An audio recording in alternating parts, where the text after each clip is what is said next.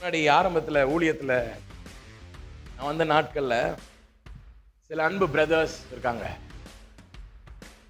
திடீர்னு ஒரு இடத்துல ஒரு பிசாசு ஒன்று ஆடுச்சுன்னா அம்மா சொல்லுவாங்க, இந்த பிரதர் அனுப்பிவிடு, அவர்கிட்ட தான் பிசாசு வெளியில போவோம் அப்படின்னா. நான் ஒன்னும் யோசிப்பேன், சே பெரிய ஆளு தான், பிசாசு ஓட்டுற அளவுக்கு பெரிய ஆளு. கொஞ்சம் கொஞ்சமா நான் ஜோம் பண்ணி பைபிளை வாசிக்க ஆரம்பிச்சேன். அப்பதான் தெரிஞ்சிச்சு போன ஆளு யாருக்கு சமம்.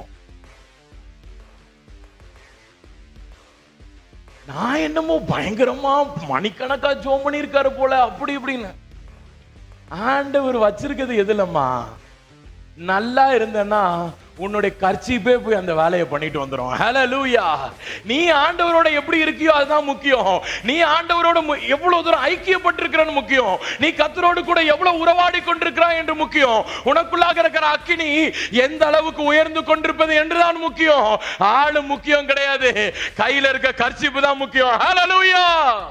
என் அன்பு சகோதரனே சகோதரிகளே, இன்றைக்கு ஆண்டவர் சொல்லுகிறார், நீங்கள் யாரா இருந்தாலும் சரி, ஒரு குட்டி பிள்ளையா இருந்தாலும் சரி, வயசான அங்கிள் ஆண்டியா இருந்தாலும் சரி, your handkerchief will do wonders for the glory of God. Hallelujah.